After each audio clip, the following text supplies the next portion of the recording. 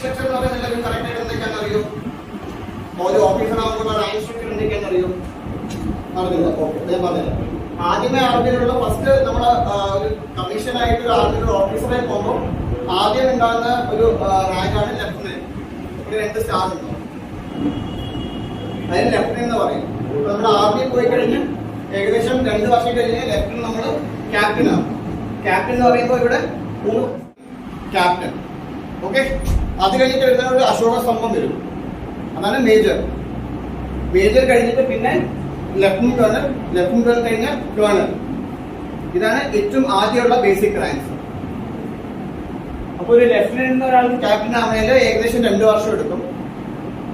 Captain major ആവണേല് 4 വർഷം, അതായത് total ഒരു ലെഫ്റ്റനന്റ് മേജർ ആവണേ 6 വർഷം എടുക്കും. മേജർ ആവണേൽ ആർമിനകത്തിന് ഒരു എക്സാം ഉണ്ട്, ആ എക്സാം പാസ്സാവണം. അതേപോലെ ഒരു മേജറിന് ലെഫ്റ്റനന്റ് കേണൽ ആവണേല് ഏകദേശം 12 വർഷം എടുക്കും. അതിനും ആർമിക്കകത്തൊരു എക്സാം ഉണ്ട്, അത് പാസ്സാവണം. അത് കഴിഞ്ഞിട്ട് കേണൽ ആവും. ലെഫ്റ്റനന്റ് കേണൽ കഴിഞ്ഞാൽ നമ്മൾ പിന്നെ കേണൽ ആവും. കേണലിന് എക്സാം ഒന്നും ഇല്ല, ഒരു കുറെ സെലക്ഷൻ ക്രൈറ്റീരിയ, ആർമിക്കകത്തിന്റെ കുറെ സെലക്ഷൻ ക്രൈറ്റീരിയ ഉണ്ട്, അതിനനുസരിച്ചായിരിക്കും എല്ലാവരും പാസ്സാവുന്നുണ്ടാവും. ഓക്കെ, അതേപോലെ മേജർ കേണൽ കഴിഞ്ഞ് പിന്നെ വരുന്നത് ബ്രിഗേഡിയർ. ഓക്കെ, ബ്രിഗേഡിയർ കഴിഞ്ഞിട്ട് പിന്നെ വരുന്നതാണ് major general. Okay, major general കഴിഞ്ഞ് ലെഫ്റ്റനന്റ് ജനറൽ, ലെഫ്റ്റനന്റ് ജനറൽ കഴിഞ്ഞ് ജനറൽ. ഇപ്പൊ ഈ സൈഡിലുള്ള നമുക്ക് ഇമ്പോർട്ടന്റ് ആയിട്ടുള്ള കാര്യം, നമ്മുടെ എല്ലാം ഞാൻ പറഞ്ഞ പോലെ ബ്രിക്ക് വെക്കുന്ന ആളെ പോലെ 3ാമത്തെ ആള് ബ്രിക്ക് വെച്ചിട്ട് ഞാൻ ഒരു കൊട്ടാരം കെട്ടാൻ മൂന്ന് പറഞ്ഞ ആൾക്ക് നമ്മൾ കാണുന്ന സ്വപ്നം ഈ കേണൽ ആവുന്നവരെയാണ്. ആർമി പോയാൽ മാത്രം പോരാ, ആർമി പോയിട്ട് നമുക്കൊരു കേണലിംഗ് ആവണം. അപ്പൊ അതായിരിക്കണം നമ്മുടെ ഇതിൽ, മനസ്സിലായാലും. അപ്പൊ ആർമിയിൽ നോർമലി ഒരു ഓഫീസറായിട്ട് ആര് പോവുകയാണെങ്കിലും പോകുന്ന റാങ്കാണ് ലെഫ്റ്റനന്റ്. ആദ്യം പോകുന്ന റാങ്കാണ് ലെഫ്റ്റനന്റ്. എല്ലാവരും ലെഫ്റ്റനന്റ് എന്ന റാങ്കിലോട്ടാണ് എല്ലാവരും പോവുക. കാണുന്നുണ്ട്, പിന്നാലെ കാണുന്നുണ്ടോ എല്ലാവർക്കും? കേൾക്കുന്നുണ്ടോ ഞാൻ പറയുന്നത്? മൈക്കിന്റെ ആവശ്യമുണ്ടോ? ഇല്ലല്ലോ. അപ്പൊ ആദ്യം എല്ലാവരും പോകുന്ന റാങ്കാണ് ലെഫ്റ്റനന്റ് എന്ന റാങ്കിലോട്ടാണ് എല്ലാവരും പോവുക. അപ്പൊ ഒരാൾക്ക് ലെഫ്റ്റനന്റ് ആവാൻ കുറെ സമയം, ഒരു നമ്മൾ 12th കഴിഞ്ഞിട്ട് നമുക്ക് പല സമയത്തും അതിനുള്ള കുറെ ചാൻസസ് കിട്ടാറുണ്ട്. ആ ചാൻസസ് എപ്പോഴൊക്കെ ആയിരിക്കും, എങ്ങനെയായിരിക്കും എന്നുള്ള കാര്യം ഞാൻ പറഞ്ഞുതരാം.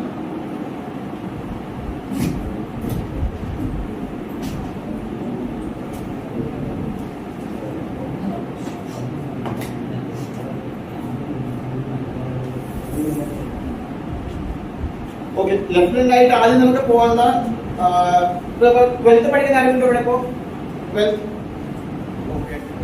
12th ഏതാ സ്ട്രീം? ഏതാ? Agriculture. Okay, okay, computer science plus 1. Okay, കുഴപ്പമില്ല. പ്ലസ് 1 പ്ലസ് 2 നിങ്ങൾക്കാണ് ആദ്യമുള്ള ഓപ്ഷൻ ഇപ്പൊ ഇതിൽ വരാൻ പോകുന്നത്. അപ്പൊ നമ്മൾ ലെഫ്റ്റനന്റ് ആയിട്ട് ആദ്യം പോണേല് നമുക്ക് 10th കഴിഞ്ഞിട്ട് നമുക്ക് ആർമിയിലോട്ട് 3 ഇൻസ്റ്റിറ്റ്യൂഷൻസിലോട്ടാണ് പോകാൻ പറ്റുന്നത്. ഏറ്റവും ആദ്യമുള്ളതാണ് NDA. NDA എന്ന് പറഞ്ഞാൽ ഫുൾ ഫോം ആക്കി അറിയോ? ഇന്ത്യയുടെ നാഷണൽ ഡിഫൻസ് അക്കാദമി. ഇത് എവിടെയാണ്? പൂനെയില്. നമ്മുടെ ആസിഫ് അലിയുടെ ഒരു സിനിമയുണ്ട്, നമ്മുടെ പേര് നിർണായകൻ സിനിമ കണ്ടുണ്ടോ? നിർണായകത്തിൽ കാണിക്കുന്ന സ്ഥലമാണ് NDA. ഓക്കെ, അപ്പോ ആദ്യമുള്ള സ്ഥലമാണ് നാഷണൽ ഡിഫൻസ് അക്കാദമി. അതൊക്കെ 10th കഴിഞ്ഞിട്ട് 12th കഴിഞ്ഞിട്ട് ജോയിൻ ചെയ്യാൻ പറ്റുന്ന ഒരു ഇൻസ്റ്റിറ്റ്യൂഷൻ ആണ്. അവിടെ പോണേല് വേണ്ട സ്ട്രീം ഏതാണെന്ന് അറിയാമെങ്കിലും, സയൻസ് അല്ലാതെ വേറെ എന്തെങ്കിലും അവിടെ പോകുമ്പോൾ പ്രത്യേകിച്ച് സ്ട്രീം 12th പാസ്സായാൽ മാത്രം മതി. 12th പാസ്സായ എത്ര മാർക്ക് വേണ്ട? 12th പാസ്സാവാൻ എത്ര മാർക്ക് വേണ്ട? 12th പാസ്സാവാൻ നമ്മൾ 12th ബോർഡ് എക്സാം എഴുതാൻ പാസ്സാവാൻ എത്ര മാർക്ക് വേണ്ട? 33 മാർക്ക്. 12th പാസ്സാവാൻ നമ്മൾ സാധാരണ എക്സാം പാസ്സാവാൻ 33 മാർക്കാണ് വേണ്ടത്. അപ്പോ മിനിമം വേണ്ട ക്വാളിഫിക്കേഷൻ 12th 33 മാർക്ക് എല്ലാ പരീക്ഷയിലും വേണം. പിന്നെ NDAയുടെ ഒരു റിട്ടൺ എക്സാം ഉണ്ട്, UPSCയുടെ ഒരു റിട്ടൺ എക്സാം ഉണ്ട്. UPSCയുടെ റിട്ടൺ എക്സാം ക്വാളിഫൈ ചെയ്യണം. ഞാൻ സയൻസ് സ്കൂളിലൊക്കെ പറഞ്ഞ പോലെ UPSCയുടെ ബേസിക്കലി ഇത് സയൻസ് സ്ട്രീമുകാരെ ഹെൽപ്പ് ചെയ്യുന്നുള്ള മെയിൻ കാരണം UPSCയുടെ പരീക്ഷയ്ക്കകത്ത് ഉള്ള സബ്ജക്ട്സ് സയൻസ് ബേസ്ഡ് ആണ്. അതിന്റെ ഒപ്പം തന്നെ ബാക്കിയുള്ള സബ്ജക്ട്സും ഉണ്ട്. അപ്പൊ UPSCക്ക് ബേസിക് ആയിട്ടുള്ള സബ്ജക്ട് ഒരു മാത്സിന്റെ പേപ്പർ ഉണ്ടാവും, ഒരു സയൻസ് ആൻഡ് ജനറൽ നോളജിന്റെ പേപ്പർ ഉണ്ടാവും, പിന്നെ ഒരു ലാംഗ്വേജ് ആൻഡ് ജനറൽ എബിലിറ്റിയുടെ പേപ്പർ ഉണ്ടാവും. അപ്പൊ 3 പേപ്പേഴ്സാണ് അതിനകത്തുള്ളത്. സോറി ഇതുണ്ടായിരുന്ന നമ്മുടെ മാസ്ക് കമ്പൈൻഡ് ആയിട്ടാണ് വന്നത്. ഓക്കെ, അപ്പൊ ഇപ്പൊ ഇംഗ്ലീഷും ബാക്കിയെല്ലാം കമ്പൈൻഡ് ആയിട്ടാണ് പേപ്പർ എഴുതുന്നത്. ഇന്ത്യയിൽ ഗേൾസ് എൻട്രി ഇപ്പൊ ഗേൾസ് എൻട്രി കഴിഞ്ഞ വർഷം മുതൽ തുടങ്ങിയിട്ടുണ്ട്. നമ്മുടെ എക്സാം ഇട്ടുണ്ടായിരുന്നു, റിസൾട്ട് വന്നോ? ഓക്കെ ഓക്കെ, ക്വാളിറ്റി എഴുതുന്നുണ്ടാവും അല്ലേ?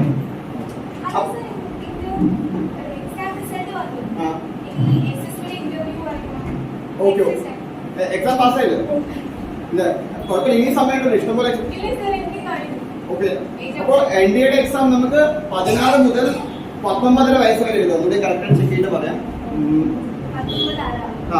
16 മുതൽ 19 വരെ നമുക്ക് NDA എക്സാം എഴുതാം. ഓക്കെ, ഇപ്പൊ NDA കുറിച്ച് ആയിരിക്കും നല്ല ഡൗട്ട്? NDA ക്ലിയർ ആണ്? 10th കഴിഞ്ഞിട്ടുള്ള ഏത് പിള്ളേർക്കും 12th കഴിഞ്ഞിട്ടുള്ള ഏത് സ്ട്രീമിലുള്ള പിള്ളേർക്കും NDA എക്സാം എഴുതാം. 12th ബേസിക് മിനിമം 33 മാർക്ക് മാത്രം മതി 10th മാർക്ക് പാസ്സാകാൻ. 10th 60% വേണം, 70% വേണം എന്നുള്ള നിർബന്ധം NDA എക്സാം എഴുതാനില്ല. UPSC എക്സാം എഴുതണമെങ്കിൽ 12th പാസ്സായാൽ മാത്രം മതി. പ്ലസ് UPSCയുടെ എക്സാം പാസ്സാവണം. ഒരു റിട്ടൺ എക്സാം ഉണ്ട്. റിട്ടൺ എക്സാം പാസ് ചെയ്ത് കഴിഞ്ഞാൽ അവര് സർവീസ് സെലക്ഷൻ ബോർഡ് SSB എന്ന് പറഞ്ഞൊരു ഇന്റർവ്യൂലോട്ട് വിളിക്കും. നമ്മളെ SSB എന്ന് പറഞ്ഞ ഇന്റർവ്യൂ ഉണ്ട്. ഇന്റർവ്യൂ ബേസിക്കലി ഒരു 6 day പ്രോസസ് ആണ്. നമ്മൾ പോകുന്ന ആദ്യത്തെ ദിവസം ഞാൻ ആർമിയുടെ ഏതൊരു ഓഫീസറായിട്ട് പോകണമെങ്കിലും SSB എന്നൊരു ഇന്റർവ്യൂ ഉണ്ട്. SSB എന്നുള്ള ഇന്റർവ്യൂ നമ്മുടെ സബ്ജക്ട് തന്നെ കഴിഞ്ഞ നമ്മുടെ ക്ലാസ് നടന്നതിന് ശേഷം ഏകദേശം 4 പിള്ളേർ എന്നെ നമ്മുടെ ഇടയിലുള്ള 4 പിള്ളേർ എക്സാമിന് പോയിട്ടായിരുന്നു. SSBക്ക് വേണ്ടി പോയിട്ട് 4 പേര് എന്നെ വിളിച്ചിട്ടുണ്ടായിരുന്നു. വളരെ സന്തോഷമുള്ള കാര്യമാണ്. അപ്പൊ അവരിപ്പോ ട്രൈ ചെയ്തുകൊണ്ടിരിക്കുന്നുണ്ട്. അപ്പോ ഇതേപോലെ SSB എന്നൊരു ഇന്റർവ്യൂ വരും. SSB എന്നൊരു ഇന്റർവ്യൂവിൽ ആദ്യമുള്ള സംഭവം ഒരു സ്ക്രീനിങ് ടെസ്റ്റ് ഉണ്ട്. സ്ക്രീനിങ് ടെസ്റ്റില് ആദ്യ ദിവസം നമുക്ക് ഒരു നോർമൽ ഒരു ഫോട്ടോ കാണിച്ചു തരും. ആ ഫോട്ടോ കാണിച്ചു കഴിഞ്ഞാൽ ഒരു കഥ എഴുതാൻ പറ്റും. ഒരു സാധാരണ എന്തെങ്കിലും ഫോട്ടോ ആയിരിക്കും. അതിനെക്കുറിച്ച് നമുക്കൊരു കഥ എഴുതണം. കഥ എഴുതിയിട്ട് പിന്നെ നമ്മൾ അതിനെക്കുറിച്ച് കുറച്ചുകൂടി സംസാരിക്കണം. നമ്മൾ ഗ്രൂപ്പ് ഡിസ്കഷൻ പോലെ ഒരു 5-10 പേര് അവിടെ ഇരിക്കും. അവിടെ നമ്മുടെ കഥ പറയണം. അപ്പൊ അതാണ് ബേസിക്കലി ഒരു സ്ക്രീനിങ് ടെസ്റ്റ്. അപ്പൊ സ്ക്രീനിങ് ടെസ്റ്റിന് ഏകദേശം ഒരു 300 പേര് പോകും. ആ 300 പേരിലെ ആദ്യമേ ഒരു സെലക്ട് ചെയ്യുന്നത് 30 പേരായിരിക്കും. അപ്പോ NDA എക്സാം ആയാലും ശരി, ആർമിയുടെ ഏത് എക്സാം ആയാലും ശരി, മോസ്റ്റ് ഡിഫിക്കൽട്ട് പാർട്ട് എന്ന് പറയുന്നത് ഈ SSB ഇന്റർവ്യൂ ആണ്. ശരി, നമ്മൾ IAS എക്സാം എന്ന് പറയുന്നത് IASന്റെ റിട്ടൺ എക്സാം ആണ് ഭയങ്കര ഡിഫിക്കൽട്ട് എന്ന് പറയുന്നത്. അതേപോലെ ആർമിയിലോട്ടുള്ള SSB ഇന്റർവ്യൂ ആണ് one of the most difficult step എന്ന് പറയുന്നത്. ഓക്കെ, അപ്പൊ നമ്മൾ സ്ക്രീനിങ് ടെസ്റ്റ് പാസ് ആവുകയാണെങ്കിൽ സ്ക്രീനിങ് ടെസ്റ്റിന് ശേഷം ഒരു 5 day പ്രോസസ് ആണ്. അതിനകത്തൊരു സൈക്കോളജിക്കൽ ടെസ്റ്റ് ഉണ്ട്. സൈക്കോളജിക്കൽ ടെസ്റ്റ് കഴിഞ്ഞു കഴിഞ്ഞാൽ പിന്നെ നമ്മുടെ ഒരു ഫിസിക്കൽ ടെസ്റ്റ് അല്ലെങ്കിൽ ഒരു ഒബ്സ്റ്റിക്കൽ കോഴ്സ് എന്ന് പറയാം. ഒരു ഒബ്സ്റ്റിക്കൽ കോഴ്സ് ഉണ്ട്. പിന്നെ ഒരു പേഴ്സണൽ ഇന്റർവ്യൂ ഉണ്ട്. പേഴ്സണൽ ഇന്റർവ്യൂ നമ്മളെ വിളിച്ചിട്ട് ഓഫീസർ ഏകദേശം നമ്മൾ ഒരു 10-40 മിനിറ്റ് സംസാരിക്കും. അപ്പൊ ഇത് 3 ആണുള്ള അത് കഴിഞ്ഞിട്ടുള്ള പ്രോസസ് SSBയിൽ. ഈ 30 പേര് ആദ്യം 300 പേര് വന്നു. 300 പേര് 30 പേരെ എടുത്തു. ഈ 30 അവർ ഏകദേശം 2 to 3 അല്ലെങ്കിൽ 1 to 2 ഇത്ര പേര് അതിനകത്ത് സെലക്ട് ചെയ്യുള്ളൂ. അപ്പൊ മോസ്റ്റ് ഡിഫിക്കൽട്ട് പാർട്ട് എന്ന് പറയുന്നത് ഈ SSB ഇന്റർവ്യൂ ആണ്. SSB ഇന്റർവ്യൂ കഴിഞ്ഞ് കഴിഞ്ഞാൽ പിന്നെ ഒരു മെഡിക്കൽസ് ഉണ്ടാവും. മെഡിക്കൽസ് കഴിഞ്ഞാൽ പിന്നെ ഒരു മെറിറ്റ് ലിസ്റ്റ് വരും. ഇതാണ് ബ്രോഡ് ആയിട്ട് SSB സെലക്ഷൻ. ക്ലിയർ ആയി എല്ലാവർക്കും? ഓക്കെ, അപ്പൊ ആദ്യം നമ്മൾ പ്ലസ് 2 കഴിഞ്ഞ് പോവാണെങ്കിൽ ആദ്യം NDA എന്നൊരു ഓപ്ഷൻ ഉണ്ട്. ഓക്കെ ഓക്കെ, അത് കഴിഞ്ഞിട്ടുള്ള ഓപ്ഷനാണ്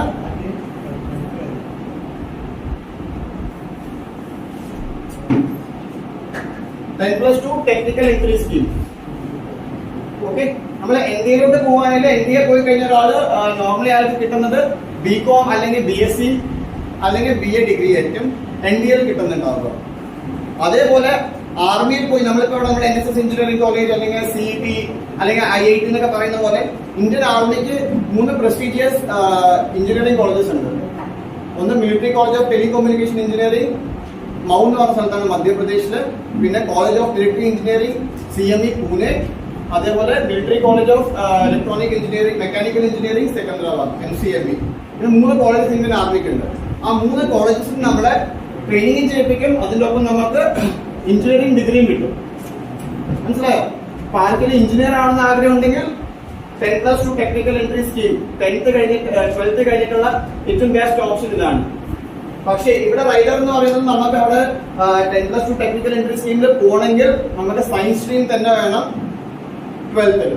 PCM, ഈ ഫിസിക്സ് കെമിസ്ട്രി മാത്സ് എന്നുള്ള 3 സബ്ജക്ട്സും വേണം. ഞാൻ 12th കഴിഞ്ഞിട്ട് പോയത് ടെക്നിക്കൽ ഇൻഡസ്ട്രിയിലായിരുന്നു. ഇതേപോലെ ഞാൻ ബിടെക് ചെയ്തത് MCME എന്ന് പറഞ്ഞ കോളേജിലായിരുന്നു. ഇന്ത്യയിൽ ആദ്യമായിട്ട് വൈഫൈ വന്നത് ഞങ്ങളുടെ കോളേജിലാണ്. ആദ്യമായിട്ട് വൈമാക്സ് ലോഞ്ച് ചെയ്തത് നമ്മുടെ കോളേജിലാണ്. 4Gയുടെ ട്രയൽസ് നടന്നുകൊണ്ടിരിക്കുന്നത് ഇപ്പോൾ ആ കോളേജിലാണ്. അപ്പോൾ 5Gയുടെ ട്രയൽസ് നടന്നുകൊണ്ടിരിക്കുന്ന ആ കോളേജിലാണ്. അപ്പൊ ഈ കാര്യങ്ങളെല്ലാം അതുപോലെ നല്ല പ്രസ്റ്റീജിയസ് ആയിട്ടുള്ള കോളേജസ് ആണ് ഇത്. മനസ്സിലായിട്ടോ? അപ്പൊ ഇതിനകത്ത് മെയിൻ ആയിട്ട് വേണ്ടത് റിട്ടൺ എക്സാം ഇതിനകത്തില്ല. ഫിസിക്സ് കെമിസ്ട്രി മാത്സിനകത്ത് ഒരു പെർസെന്റേജ് ഉണ്ട്. ഏകദേശം ഞാൻ പോയിക്കൊണ്ട സമയത്ത് 70% ആയിരുന്നു. കഴിഞ്ഞ വർഷത്തെ കട്ട് ഓഫ് 80% ആയിരുന്നു. അപ്പോ ഫിസിക്സ് കെമിസ്ട്രി മാത്സ് ഈ 3 സബ്ജക്റ്റിലും കൂടി കൂട്ടി 70% അല്ലെങ്കിൽ 80% മേലെ മാർക്കുള്ള ആൾക്കാർക്ക് മാത്രമേ അപ്ലൈ ചെയ്യാൻ പറ്റുള്ളൂ. അത് എല്ലാ വർഷവും വേരി ചെയ്തുകൊണ്ടിരിക്കും. നോർമലി ഈവൻ കോഴ്സിനകത്ത് ഓരോ കോഴ്സിനും TS 18, 19, 20 അതുപോലെ ഓരോ നമ്പർ വരും. അപ്പൊ ഈവൻ നമ്പേഴ്സ് വരുന്ന കോഴ്സിനകത്ത് കട്ട് ഓഫ് കുറച്ച് കൂടുതലായിരിക്കും. ഓഡ് നമ്പേഴ്സിനകത്ത് കട്ട് ഓഫ് കമ്പാരിറ്റീവ്ലി കുറച്ച് കുറവായിരിക്കും. അപ്പൊ ഇതാണ് ആകെ വേണ്ട റിക്വയർമെന്റ്. ഫിസിക്സ് കെമിസ്ട്രി മാത്സിനകത്ത് നമുക്ക് 70 അല്ലെങ്കിൽ 80% കൂടുതൽ മാർക്സ് വേണം. മനസ്സിലായോ? ഓക്കെ. ഇത് രണ്ടുമായി നമ്മുടെ എഞ്ചിനീയറിംഗ് അല്ലെങ്കിൽ ഡിഗ്രി സ്ട്രീമിലോട്ട് പോകണമെങ്കിൽ ഇതല്ലാതെ ഉള്ള എക്സാം ആണ്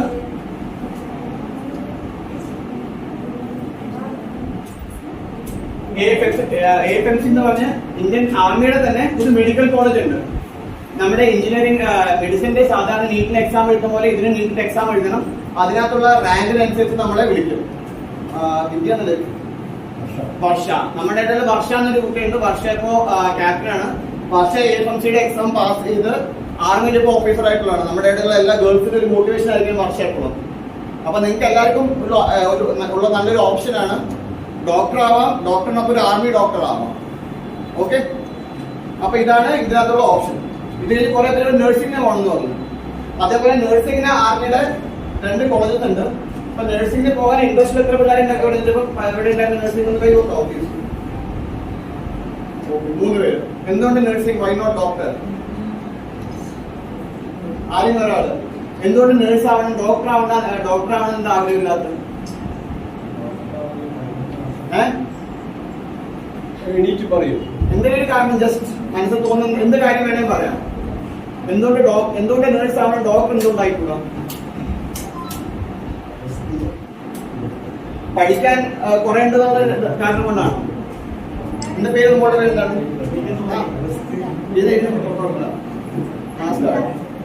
എവിടെ വീട്? കരിമ്പയിലാണ്. അപ്പൊ നീ പറഞ്ഞു വെച്ചു. എന്റെ അമ്മയോട് കരിമ്പയിലാണ്. അപ്പൊ എന്തുകൊണ്ട് ഡോക്ടർ എന്തുകൊണ്ടാവണ്ട, എന്തുകൊണ്ട് നേഴ്സ് ആവണം? ഓക്കെ. മോളുടെ പേര് എന്താണ്?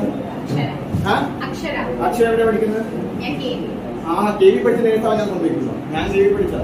അപ്പൊ എന്തുകൊണ്ട് നേഴ്സ് ആവണം അക്ഷരക്ക്? ഡോക്ടർ എന്തുണ്ടായിക്കൂടാ? മെഡിസിൻ ലൈനിലോട്ട് പോകണം. ഓക്കെ. അപ്പൊ നേഴ്സ് ആവാൻ ആഗ്രഹമുള്ള 3 പേരെടുത്ത് എനിക്ക് പറയാനുള്ള കാര്യം, നേഴ്സ് നല്ലൊരു ഓപ്ഷൻ. നേഴ്സ് നല്ല ഓപ്ഷൻ അല്ല, നല്ല ജോലി അല്ല എന്നല്ല പറയുന്നത്. നമ്മള് നോർമലി എല്ലാവരും ജോലി ചെയ്യുന്ന ഒരു റെസ്പെക്ട് വേണ്ടിയാണ് അല്ലേ? ഒരു ജോലിയുടെ മെയിൻ കാരണം എന്താണ്? റെസ്പെക്ട് കിട്ടണം. എത്ര പൈസ ഉണ്ടായവർക്ക് കാര്യമില്ല. റെസ്പെക്ട് എന്നൊരു ഫാക്ടർ നമുക്കില്ലെങ്കിൽ കാര്യമില്ല. അപ്പോ നമുക്ക് ഡോക്ടർ എന്നൊരു ഓപ്ഷൻ നമുക്ക് കിട്ടുകയാണെങ്കിൽ എന്തുകൊണ്ട് നമ്മൾ ഡോക്ടർ ആയിക്കൂടാ? നേഴ്സ് അതിന് ശേഷം നമുക്ക് ചിന്തിക്കാം. ഓക്കെ. അപ്പോ നിങ്ങൾ പഠിക്കുന്ന 3 പേരിൽ നിങ്ങളുടെ മെയിൻ എയിം ഏത് ക്ലാസ്? മോള് ക്ലാസ്സിലാണ്? 9th. മോളോ? 9th. ബാക്കിൽ ഒരാളുകൂടി ഉണ്ടായിരുന്നു 9th. അപ്പൊ നിങ്ങൾ 9th ആയിട്ടുള്ളൂ. അപ്പൊ ഇനി 12th കഴിഞ്ഞ് നീറ്റ് എക്സാം എഴുതാൻ ഇനി 4 വർഷമുണ്ട്. 3 വർഷമുണ്ട്. അപ്പൊ ഈ 3 വർഷം കൊണ്ട് ഈ നേഴ്സ് എന്നുള്ള എയിം മാറ്റി ഡോക്ടർ എന്നുള്ള എയിം ആക്കേണ്ടതായിരിക്കും നിങ്ങളുടെ മെയിൻ ഫോക്കസ്. ഓക്കെ. അപ്പൊ ആദ്യം ഡോക്ടർ ആണെങ്കിൽ നമുക്ക് AFMC എന്നുള്ള ഓപ്ഷൻ ഉണ്ട്. നിങ്ങൾ ഡോക്ടർ ആകാൻ ശ്രമിച്ചു കഴിഞ്ഞാൽ നേഴ്സ് എന്തായാലും ആവും, ഒരു ഡൗട്ടും ഇല്ല. പക്ഷെ നേഴ്സ് ആവാൻ ശ്രമിച്ചു കഴിഞ്ഞാൽ ഒരു പക്ഷേ നേഴ്സ് ആവത്തുള്ളൂ. മനസ്സിലായോ? അപ്പൊ നിങ്ങൾ ഡോക്ടർ ആവാൻ പഠിക്കുകയാണെങ്കിൽ നേഴ്സിന്റെ എക്സാം എന്തായാലും പാസ്സാവും, ഒരു ഡൗട്ടും ഇല്ല നിങ്ങൾക്ക്. ഇവിടെ IAS പഠിക്കുന്ന ദിയ IAS വേണ്ടി പഠിക്കുകയാണെങ്കിൽ ദിയ NDAയുടെ എക്സാം എന്തായാലും പാസ്സാവും. NDAയുടെ എക്സാം കുറെ കൂടി NDAയുടെ എക്സാം വെച്ച് നോക്കുമ്പോൾ IAS എക്സാം ഭയങ്കര ഡിഫിക്കൽട്ട് ആണ്. അപ്പൊ IAS ദിയ ട്രൈ ചെയ്തെങ്കിൽ ദിയ NDAയുടെ എക്സാം എന്തായാലും പാസ്സാവും. അതേപോലെ നിങ്ങൾ എങ്ങാനും ഡോക്ടർ ആവാൻ വേണ്ടി ട്രൈ ചെയ്യുകയാണെങ്കിൽ നേഴ്സ് എന്തായാലും ആവും. അതിനൊപ്പം ഡോക്ടർ ആവും. വിക്രമാദിത്യ സിനിമ ഉണ്ട്. ആരുടെ? ദുൽഖർ സൽമാന്റെ. ആരൊക്കെയാണ്? ദുൽഖർ സൽമാനും ഉണ്ണി മൂന്നിനും പിന്നെ നിവിൻ പോളി 3 പേരുണ്ട്. അപ്പൊ അതിനകത്ത് ആദ്യം ദുൽഖർ സൽമാൻ എന്താണെന്ന് ശ്രമിച്ചു, ഒരു എസ് ഐ ആവാൻ ശ്രമിച്ചു. പക്ഷെ അവരുടെ കാലിബർ ഒരു IAS ഓഫീസർ ആവാനുണ്ടായിരുന്നു. പിന്നെ വന്നിട്ട് അവിടെ കളക്ടറായി വന്നിട്ടുണ്ട്. കളക്ടർ SP IPS ആയിട്ട് വന്നിട്ട്. അപ്പൊ അതുപോലെ നിങ്ങൾ ഇപ്പോ ഒരു നേഴ്സ് എന്നുള്ള എയിം മാറ്റി നിങ്ങളുടെ ഉള്ളിലുള്ള എയിം ഒരു ഡോക്ടർ ആവണം എന്നുള്ളതായിരിക്കും. മനസ്സിലായോ? അപ്പൊ നിങ്ങൾ 3 പേരും ഇനിയുള്ള 3 വർഷം എന്തായാലും ഈ AFMC പോകണം എന്നുള്ളതായിരിക്കും നിങ്ങളുടെ എയിം. വർഷയുടെ നമ്പർ ശിവേട്ടൻ ഉണ്ടാവും. ശിവേട്ടന്റെ വർഷയുടെ നമ്പർ വാങ്ങിക്കുക, വർഷമായിട്ട് സംസാരിക്കുക. AFMCയിലോട്ട് പോകണമെങ്കിൽ എങ്ങനെ പഠിക്കണം. നമ്മുടെ ഇടയിൽ ഒരു കുട്ടികൾ, ഒരു പെൺകുട്ടിയുണ്ട്. അവള് പഠിച്ച് AFMC പാസ്സായി ഇപ്പൊ ആർമിയിലൊരു ഡോക്ടറായിട്ട് ഉള്ള ആളാണ്. അപ്പൊ വർഷയുള്ള സ്ഥിതിക്ക് നമ്മളെല്ലാവരും വർഷയോട് സംസാരിക്കണം. വർഷയോട് സംസാരിച്ച് എങ്ങനെ നമുക്ക് AFMC പോകാൻ പറ്റും എന്നുള്ള കാര്യം നിങ്ങൾ മനസ്സിലാക്കിയെടുക്കണം. എന്തെങ്കിലും ഡൗട്ട് ഉണ്ടെങ്കിൽ എന്നോട് എപ്പോൾ വേണമെങ്കിൽ വിളിച്ചു ചോദിക്കാം, ഒരു കുഴപ്പമില്ല. പക്ഷേ ഇന്നിവിടെ നിന്ന് ഇറങ്ങുന്ന മുതൽ +2 എക്സാം കഴിയുന്നവരെ നിങ്ങളുടെ 3 പേരുടെ എയിമും ഒരു ഡോക്ടർ ആവണം എന്നുള്ളതായിരിക്കണം. Nurse is always an option. നിങ്ങൾ ഡോക്ടറിന് വേണ്ടി പഠിച്ചാൽ 100% become a nurse. Okay okay. അപ്പൊ AFMC എന്നുള്ള ഓപ്ഷൻ ഉണ്ട്. അതേപോലെ ആർമിക്ക് 2 നഴ്സിംഗ് കോളേജസ് ഉണ്ട്. ഒന്ന് ഡൽഹിയിലും ഒന്ന് AFMCയിലും. അപ്പോ ഈ 2 സ്ഥലത്താണ് ആർമിക്ക് നഴ്സിംഗ് കോളേജസ് ഉള്ളത്. അപ്പൊ അവിടെ നമുക്ക് നേഴ്സ് ആയി കഴിഞ്ഞാൽ ആർമിയുടെ മിലിറ്ററി നഴ്സിംഗ് സർവീസ് എന്ന് പറയുന്ന ഒരു ഇൻസ്റ്റിറ്റ്യൂഷൻ ഉണ്ട്. അവിടെ നമുക്ക് നേഴ്സ് ആവും. ഓക്കെ. അപ്പൊ നേഴ്സ് എങ്ങനെ ആവണമെന്ന് ഞങ്ങൾക്ക് പറഞ്ഞു തരുമല്ലോ. എങ്ങാനും നിങ്ങൾക്ക് അറിയണമെന്നുണ്ടെങ്കിൽ +2 കഴിഞ്ഞ് AFMC എക്സാം എഴുതി കിട്ടിയില്ല എന്നുണ്ടെങ്കിൽ മാത്രം നിങ്ങൾ എന്നെ വിളിക്കുക. അപ്പോഴേ ഞാൻ എനിക്ക് നേഴ്സ് എങ്ങനെ ആവുമെന്ന് പറഞ്ഞിട്ടുള്ളൂ. AFMCക്ക് പഠിച്ച നേഴ്സിന്റെ എക്സാം എന്തായാലും പാസ്സാവും. ഓക്കെ. അപ്പൊ നിങ്ങൾ 3 പേരുടെ എയിം ഇതായിരിക്കണം. കന്മക്കാൾ എന്തായാലും ചെയ്തേ പറ്റൂ. KV ഓക്കെ ആവാം. ബാക്കിയുള്ള മോളുടെ പേരെന്താ? ഏത് സ്കൂളിലാണ്? 2 KVക്കും ഓപ്ഷൻ ഇല്ല. കരിമ്പ് പിന്നെ കരിമ്പ് വരുമ്പോ അമ്മയോടൊപ്പം കരിമ്പ് വരുന്ന വീട്ടിൽ തന്നെ. ഓക്കെ. അപ്പൊ ഇതാണ് നമ്മുടെ 3 ഓപ്ഷൻസ്. അപ്പൊ 12th കഴിഞ്ഞിട്ടുള്ള ഓപ്ഷൻസ് ഇതെല്ലാമാണ്. 12th കഴിഞ്ഞിട്ടുള്ള ഓപ്ഷൻസിലാക്കി നല്ല ഡൗട്ട് ഉണ്ടോ? NDA എങ്ങനെ പോകണം? TS NDA എന്ന് പറയുമ്പോൾ NDA നമ്മൾ 3 വർഷം ട്രെയിനിങ് ഉണ്ടാവും. നമ്മൾ ഈ ഒരു പ്രോസസ് ഫുൾ കംപ്ലീറ്റ് ചെയ്ത് കഴിഞ്ഞ് കഴിഞ്ഞാൽ NDA 3 വർഷം ട്രെയിനിങ് ഉണ്ടാവും. 3 വർഷം NDA ട്രെയിനിങ് കഴിഞ്ഞ് കഴിഞ്ഞാൽ എയർഫോഴ്സിലോട്ട് പോകുന്ന ആൾക്കാർ എയർഫോഴ്സ് അക്കാഡമി ഹൈദരാബാദിലോട്ട് പോകും. നേവിയിലോട്ട് പോകുന്ന ആൾക്കാർ നേവൽ അക്കാഡമി എഴുമലയിലോട്ട് വരും. അതേപോലെ ആർമിയിലുള്ള ആൾക്കാർ ഇന്ത്യൻ മിലിറ്ററി അക്കാഡമി ദെഹ്റാദൂണിലോട്ട് പോകും. അവിടെ 1 വർഷം ട്രെയിനിങ്. അപ്പൊ 4 വർഷത്തെ ട്രെയിനിങ് കഴിഞ്ഞ് കഴിഞ്ഞാൽ നമ്മളൊരു ഓഫീസറാണ്. ഈ 4ാമത്തെ വർഷം നമുക്ക് സ്റ്റൈപ്പൻഡ് കിട്ടും. മാസം 61,000 അടുത്ത് നമുക്ക് സ്റ്റൈപ്പൻഡ് 4ാമത്തെ വർഷം ഇതിനൊപ്പം നമുക്ക് കിട്ടിത്തുടങ്ങും. വീട്ടിലോട്ട് വരാനും പോകാനുള്ള ടിക്കറ്റ്സ് ഫുൾ ഫ്രീ ആയിരിക്കും. നിങ്ങളുടെ ഭക്ഷണം അവിടെ കേറ്റഡ് ഫോർ ആയിരിക്കും. ഡ്രസ്സും യൂണിഫോമും അവിടെ നോക്കും. അപ്പൊ നമുക്ക് വീട്ടിലോട്ട് വന്നു പോകുന്ന ചെലവ് ആദ്യത്തെ 3 വർഷം മാത്രമേ ഉള്ളൂ. ബാക്കി +2 കഴിഞ്ഞാൽ നിങ്ങൾ ഫിനാൻഷ്യലി ആൻഡ് ഒരു ജോബ് വൈസ് സെക്യൂർഡ് ആണ്. ഓക്കെ. അതുപോലെ 10+2 ടെക്നിക്കൽ എൻട്രി സ്കീമില് വാരണമായിരം സിനിമ ഉണ്ടല്ലോ. വാരണമായിരം സിനിമ ഉണ്ട്. സൂര്യയുടെ വാരണമായിരം കണ്ടിട്ടില്ല? അപ്പൊ വാരണമായിരം സിനിമ ഇന്ത്യൻ മിലിറ്ററി അക്കാഡമിയിൽ ഞാൻ ട്രെയിനിങ് ചെയ്തുകൊണ്ടിരിക്കുന്ന സമയത്താണ് ഷൂട്ട് ചെയ്തിട്ടുള്ളത്. അപ്പൊ ഞങ്ങൾ സൂര്യനെ അവിടെ കാണാൻ പറ്റിയിട്ടുണ്ടായിരുന്നു. അപ്പോ 10+2 ടെക്നിക്കൽ എൻട്രി സ്കീമില് ആദ്യത്തെ 1 വർഷം ട്രെയിനിങ് എന്ന് പറയുന്നത് ഞാൻ ചെയ്തുകൊണ്ടിരുന്ന സമയത്ത് ഇന്ത്യൻ മിലിറ്ററി അക്കാഡമി ദെഹ്റാദൂണിലായിരുന്നു. അതിപ്പോ മാറ്റിയിട്ട് ഒഫീസർ ട്രെയിനിങ് അക്കാഡമി ഗയ എന്ന് പറഞ്ഞ് ബീഹാറിലെ ലൊക്കേഷനിൽ അങ്ങോട്ട് ഷിഫ്റ്റ് ചെയ്തിട്ടുണ്ട്. അവിടെ നമ്മുടെ ആദ്യം 1 ഇയർ ബേസിക് മിലിറ്ററി ട്രെയിനിങ് ഉണ്ടാവും. അത് കഴിഞ്ഞു കഴിഞ്ഞാൽ 3 വർഷത്തെ നമ്മുടെ എഞ്ചിനീയറിംഗ് ആസ് എൻ ഒരു കേഡറ്റ് എന്ന രീതിയിൽ നമ്മൾ 3 വർഷം എഞ്ചിനീയറിംഗ് ചെയ്യും. 4 വർഷത്തിന് ശേഷം പിന്നെ നമ്മളൊരു ഓഫീസറായിട്ട് 1 വർഷം കൂടി എഞ്ചിനീയറിംഗ് ചെയ്യാൻ കംപ്ലീറ്റ് ചെയ്യും. ഇതിനകത്ത് 4ാമത്തെ വർഷം നമുക്ക് സ്റ്റൈപ്പൻഡ് കിട്ടും 61,000 rupees per month. Okay. Best part of technical entry scheme എന്ന് പറയുന്നത് നമുക്കൊരു ബിടെക് ഡിഗ്രി കിട്ടും. ഇന്നത്തെ കാലത്ത് പുറത്ത് നല്ലൊരു കോളേജിൽ ബിടെക് ചെയ്യുന്ന വെച്ച് കഴിഞ്ഞാൽ 1 വർഷം എങ്ങനെ പോയാലും ഏകദേശം 5 ലക്ഷം രൂപ ചെലവാണ്. നല്ലൊരു കോളേജിൽ നിന്ന് എങ്ങനെ നമ്മൾ മെറിറ്റ് സീറ്റിൽ കിട്ടാതെ നമ്മൾ ചെയ്യുകയാണ്. അപ്പൊ ഇന്ത്യൻ ആർമിയുടെ തന്നെ 1 ഓഫ് ദി ബെസ്റ്റ് കോളേജസ് ഇന്ത്യയിൽ നമുക്ക് പോയിട്ട് ബിടെക് ചെയ്യാം. അതാണ് 10+2 ടെക്നിക്കൽ എൻട്രി സ്കീമിന്റെ അഡ്വാൻറ്റേജ്. അതേപോലെ ഡൗട്ട് ഉണ്ടോ?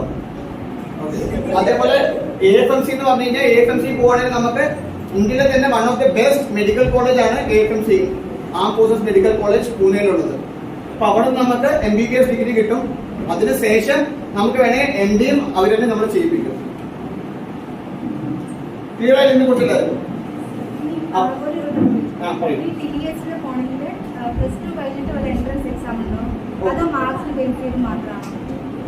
അപ്പൊ ചേച്ചി ഒരു ക്വസ്റ്റ്യൻ 10+2 ടെക്നിക്കൽ എൻട്രി സ്കീമിൽ ആർക്കെങ്കിലും പോണേല് നല്ല എൻട്രൻസ് എക്സാം ഉണ്ടാവും മാർക്സ് ബേസ് ചെയ്ത് മാത്രമാണെന്ന്. അപ്പൊ 10+2 ടെക്നിക്കൽ എൻട്രി സ്കീമിൽ പോണേല് ഫിസിക്സ്, കെമിസ്ട്രി, മാത്സ്. ഈ 3 സബ്ജക്റ്റിന് നമ്മുടെ 12th മാർക്ക് മിനിമം 75% അല്ലെങ്കിൽ 80% മുകളിലായിരിക്കും. 75%ഓ 80% മുകളിലാണെങ്കിൽ നമുക്ക് അപ്ലൈ ചെയ്യാൻ പറ്റും. ഇതിനകത്ത് നമ്മൾ ലെറ്റർ കോൾ ഫോർവേഡ് ചെയ്യുമ്പോൾ നമുക്കത് ആപ്ലിക്കേഷൻ ഫില്ല് ചെയ്ത് അയക്കാം. ആപ്ലിക്കേഷൻ ഫില്ല് ചെയ്ത് അയച്ചു കഴിഞ്ഞാൽ അവർ നമ്മളെ മെറിറ്റ് ബേസിസിൽ വിളിക്കും.